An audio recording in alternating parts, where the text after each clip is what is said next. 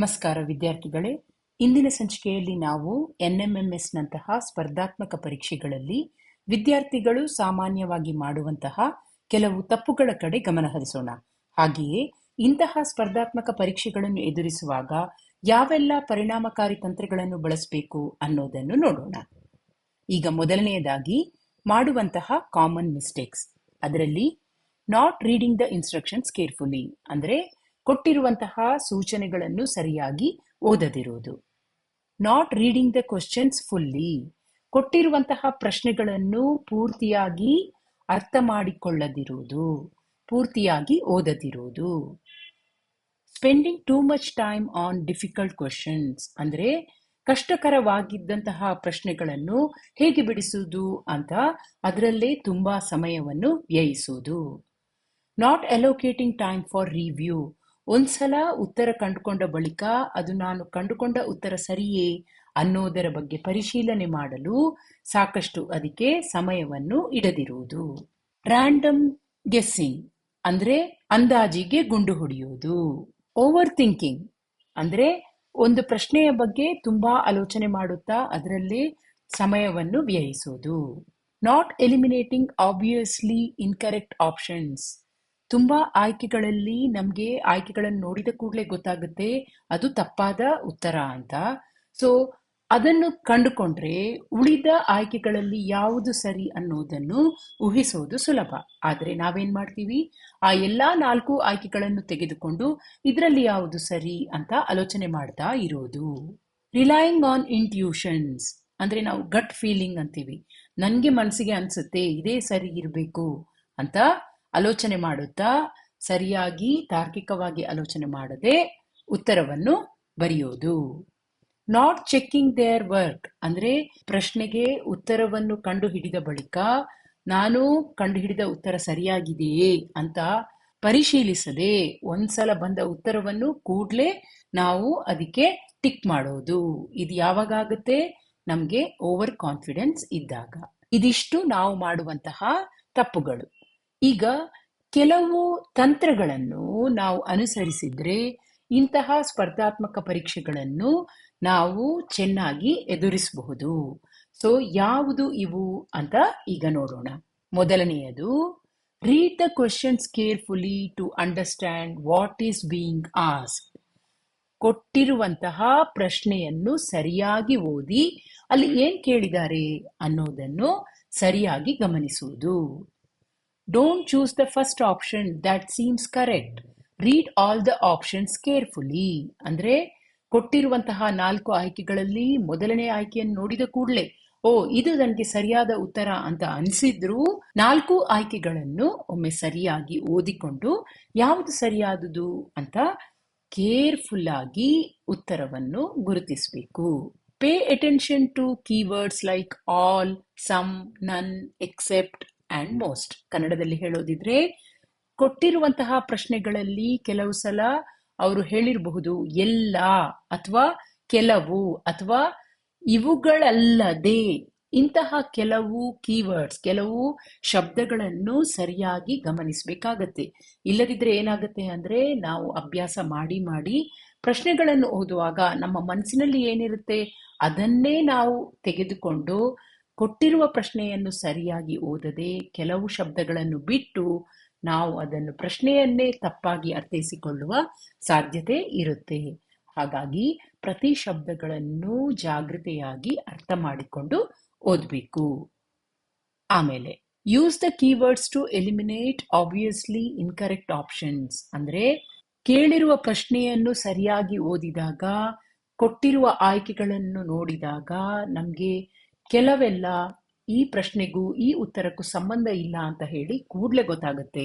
ಆಗ ನಾವು ಅದು ತಪ್ಪು ಅಂತ ಹೇಳಿ ಮೊದಲೇ ಅದನ್ನು ನಮ್ಮ ಆಯ್ಕೆಗಳಿಂದ ಅದರಿಂದ ಹೊರಕ್ಕೆ ಇಡಬಹುದು. Rule out options that are clearly wrong. ಅದೇ ಹೇಳಿದ ಹಾಗೆ ಕೊಟ್ಟಿರುವಂತಹ ಆಯ್ಕೆಗಳಲ್ಲಿ ನಮ್ಗೆ ಸರಿಯಾದ ಉತ್ತರ ಗೊತ್ತಿಲ್ಲದಿದ್ರೆ ಏನ್ ಮಾಡಬೇಕು, ಯಾವುದು ತಪ್ಪು ಅನ್ನೋದು ನಮ್ಗೆ ಕೆಲವು ಸಲ ಕ್ಲಿಯರ್ ಆಗಿ ಗೊತ್ತಿರುತ್ತೆ, ಅದನ್ನು ನಾವು ರೂಲ್ ಔಟ್ ಮಾಡಬೇಕು. ಅಂದ್ರೆ 4 ಆಯ್ಕೆಗಳಲ್ಲಿ ABCD, ಇದರಲ್ಲಿ A ಆಯ್ಕೆ ತಪ್ಪು ಅಂತ ಗೊತ್ತು, D ಆಯ್ಕೆ ತಪ್ಪು ಅಂತ ಗೊತ್ತಿದ್ರೆ ಅವೆರಡನ್ನೂ ಬಿಟ್ಟು ಬಿ ಮತ್ತು ಸಿ ಅನ್ನು ಮಾತ್ರ ಫೋಕಸ್ ಮಾಡಿ ಅದರಲ್ಲಿ ಯಾವುದು ಸರಿಯಾಗಿರಬಹುದು ಅನ್ನೋದರ ಬಗ್ಗೆ ನಾವು ಆಲೋಚನೆ ಮಾಡಬೇಕು. ಆಮೇಲೆ concentrate on the remaining options and analyse them carefully. ಅದೇ ಹೇಳಿದ ಹಾಗೆ ರೂಲ್ ಔಟ್ ಮಾಡಿದ ನಂತರ, ತಪ್ಪಾದ ಆಯ್ಕೆಗಳು ಅಂತ ಹೇಳಿ ಗೊತ್ತಿರೋದನ್ನು ರೂಲ್ ಔಟ್ ಮಾಡಿದ ನಂತರ ಉಳಿದ ಆಯ್ಕೆಗಳನ್ನು ಕರೆಕ್ಟ್ ಆಗಿ ಫೋಕಸ್ ಮಾಡಿ, ಅನಲೈಸ್ ಮಾಡಿ, ತಾರ್ಕಿಕವಾಗಿ ಆಲೋಚನೆ ಮಾಡಿ ಸರಿಯಾದ ಉತ್ತರ ಯಾವುದು ಅಂತ ನಾವು ಗುರುತಿಸಬೇಕು. Apply logical reasoning to eliminate unlikely options. So ಅಂದ್ರೆ ಈ ಆಯ್ಕೆಗಳಲ್ಲಿ ಯಾವುದು ತಪ್ಪು ಅನ್ನೋದು ಹೇಗೆ ಗೊತ್ತಾಗುತ್ತೆ ಅಂತ ಕೇಳಿದ್ರೆ ಇಲ್ಲಿ ಯೂಸ್ ಆಗೋದು ತಾರ್ಕಿಕವಾದ ಆಲೋಚನೆ, ಲಾಜಿಕಲ್ ರೀಸನಿಂಗ್ ಅಂತ ನಾವು ಹೇಳ್ತೀವಿ. ನೀವು ಇಷ್ಟರವರೆಗೆ ಅಭ್ಯಾಸ ಮಾಡಿದ್ರೆ ನಿಮ್ಗೆ ಎಷ್ಟೋ ಪ್ರಶ್ನೆಗಳಲ್ಲಿ ಇದನ್ನು ನೀವು ನೋಡಿರಬಹುದು. ಎಷ್ಟೋ ಸಲ ಉತ್ತರ ಸರಿ ಯಾವುದು ಗೊತ್ತಿಲ್ಲದಿದ್ರು ಕೊಟ್ಟಿರುವ ಉತ್ತರ ತಪ್ಪು, ಇದು ಉತ್ತರ ಆಗ್ಲಿಕ್ಕೆ ಸಾಧ್ಯನೇ ಇಲ್ಲ ಅನ್ನೋದು ನಮ್ಗೆ ಅರಿವಾಗಿರುತ್ತೆ. ಸೊ ಹಾಗಾಗಿ ತಾರ್ಕಿಕವಾಗಿ ಆಲೋಚನೆ ಮಾಡಿ ಯಾವುದು ತಪ್ಪಿರಬಹುದು ಅನ್ನೋದನ್ನು ರೂಲ್ ಔಟ್ ಮಾಡಲಿಕ್ಕೆ ನಿಮ್ಮ ತಾರ್ಕಿಕ ಆಲೋಚನೆಯನ್ನು ಬಳಸಬೇಕು. Read the entire passage or question stem before looking at the answer choices. ಪ್ರಶ್ನೆ ಒಂದು ವಾಕ್ಯ ಇರ್ಬೋದು, ಒಂದು ಪ್ಯಾಸೇಜ್ ತರ ಇರ್ಬೋದು, ಒಂದು ಪ್ಯಾರಾಗ್ರಾಫ್ ತರ ಇರ್ಬೋದು. ಆ ಪ್ರಶ್ನೆಯನ್ನು ಸರಿಯಾಗಿ ನಾವು ಓದಬೇಕು. ಕೆಲವು ಸಲ ನೀವು ನೋಡಿರಬಹುದು, ಒಂದೇ ಪ್ರಶ್ನೆಯಲ್ಲಿ ಅಂದ್ರೆ ಒಂದು ಕೊಟ್ಟಿರುವ ಪ್ಯಾಸೇಜ್ ಅಲ್ಲೇ 2-3 ಪ್ರಶ್ನೆಯನ್ನು ಕೇಳ್ತಾರೆ. ಹಾಗಾಗಿ ಆ ಕೊಟ್ಟಿರುವ ಎಂಟೈರ್ ಪ್ಯಾಸೇಜ್ ಅನ್ನು ಕರೆಕ್ಟ್ ಆಗಿ ಓದಿಕೊಂಡು ಆ ಬಳಿಕ ಕರೆಕ್ಟ್ ಆಗಿ ನಾವು ಉತ್ತರಗಳನ್ನು ಆಯ್ಕೆ ಮಾಡಬೇಕು. Look for clues in the passage or questions that can help you to eliminate wrong answers. ಕೆಲವು ಸಲ ಕೊಟ್ಟಿರುವ ಪ್ಯಾಸೇಜ್ ಅಲ್ಲೇ ನಮ್ಗೆ ಒಂದು ಕ್ಲೂ ಇರುತ್ತೆ, ಒಂದು ಸುಳಿವು ಇರುತ್ತೆ. ಅದನ್ನು ಕಂಡುಕೊಂಡ್ರೆ ಯಾವ ಉತ್ತರ ತಪ್ಪು ಅನ್ನೋದನ್ನು ಸುಲಭವಾಗಿ ನಮ್ಗೆ ಕಂಡುಹಿಡಿಯಲಿಕ್ಕೆ ಆಗತ್ತೆ. ಸೊ ಇಂತಹ ನಾವು ಸ್ಟ್ರಾಟಜೀಸ್, ತಂತ್ರಗಳನ್ನು ಬಳಸಿದ್ರೆ ನಾವು ಈ ಪರೀಕ್ಷೆಗಳನ್ನು ಯಶಸ್ವಿಯಾಗಿ ಎದುರಿಸಲಿಕ್ಕೆ ಸಹಾಯ ಆಗುತ್ತೆ. Allocate a specific amount of time for each questions. ಇದು ತುಂಬಾ ಇಂಪಾರ್ಟೆಂಟ್. ಯಾಕೆ? ನಿಮ್ಗೆ 90 ಪ್ರಶ್ನೆಗಳಿರುತ್ತೆ, 90 ನಿಮಿಷ ಇರುತ್ತೆ. ಅದನ್ನು ನಾವು ಆಲೋಚಿಸಿದರೆ ಪ್ರತಿ ಒಂದು ಪ್ರಶ್ನೆಗೆ ನೀವು 1 ನಿಮಿಷಕ್ಕಿಂತ ಹೆಚ್ಚು ತೆಗೊಳ್ಳೋ ಹಾಗಿಲ್ಲ. ಹಾಗಾಗಿ ಇಲ್ಲಿ ಟೈಮ್ ಮ್ಯಾನೇಜ್ಮೆಂಟ್ ತುಂಬಾ ಇಂಪಾರ್ಟೆಂಟ್ ಆಗಿರುತ್ತೆ. ನೀವು ಪ್ರತಿ ಪ್ರಶ್ನೆಗೆ ಸರಿಯಾಗಿ ಆಲೋಚನೆ ಮಾಡಿ ಅಷ್ಟೇ ಟೈಮ್ ಕೊಟ್ಟು ಆ ಟೈಮ್ನ ಒಳಗೆ ಅದಕ್ಕೆ ಸರಿಯಾದ ಉತ್ತರವನ್ನು ಕಂಡುಕೊಳ್ಳಲು ಪ್ರಯತ್ನಿಸಬೇಕು. If you are stuck, move on to the next question and come back later. ಅಂದ್ರೆ ಯಾವುದೇ ಒಂದು ಪ್ರಶ್ನೆಗೆ ಉತ್ತರ ಸಿಕ್ಕಿಲ್ಲ ಅಂದ್ರೆ ಅಯ್ಯೋ ಇದಕ್ಕೇನಪ್ಪ ಉತ್ತರ ಅಂತ ಆಲೋಚನೆ ಮಾಡ್ತಾ ಅದರಲ್ಲೇ 5 ನಿಮಿಷ 10 ನಿಮಿಷ ಕಳೆಯೋ ಬದಲು ನನಗೆ ಇದೀಗ ಗೊತ್ತಾಗ್ತಾ ಇಲ್ಲ, ಸರಿ ಇದನ್ನ ನಾನು ಇಲ್ಲಿಗೆ ಬಿಡ್ತೀನಿ, ಮತ್ತೆ ಬಂದು ನೋಡ್ತೀನಿ, ಎಲ್ಲ ಕಂಪ್ಲೀಟ್ ಆದ್ಮೇಲೆ ಮತ್ತೆ ಈ ಪ್ರಶ್ನೆಗೆ ಬರ್ತೀನಿ ಅಂತ ಸಮಾಧಾನವಾಗಿ ಆ ಪ್ರಶ್ನೆಯನ್ನು ಅಲ್ಲಿಗೆ ಬಿಟ್ಟು ಮುಂದಿನ ಪ್ರಶ್ನೆಗೆ ನೀವು ಹೋಗಬೇಕು.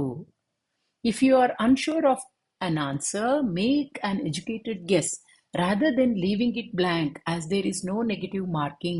ನೆನಪಿಟ್ಟುಕೊಳ್ಳಿ, NMMS ಪರೀಕ್ಷೆಯಲ್ಲಿ ನಿಮಗೆ ಯಾವುದೇ ನೆಗೆಟಿವ್ ಮಾರ್ಕಿಂಗ್ ಇಲ್ಲ. ಆದ ಕಾರಣ ನಿಮಗೆ ಗೊತ್ತಿರಲಿ ಗೊತ್ತಿಲ್ಲದಿರಲಿ ನೀವೇನ್ ಮಾಡಬೇಕು, 4 ಆಯ್ಕೆಗಳಲ್ಲಿ ಒಂದನ್ನು ಟಿಕ್ ಮಾಡಬೇಕು.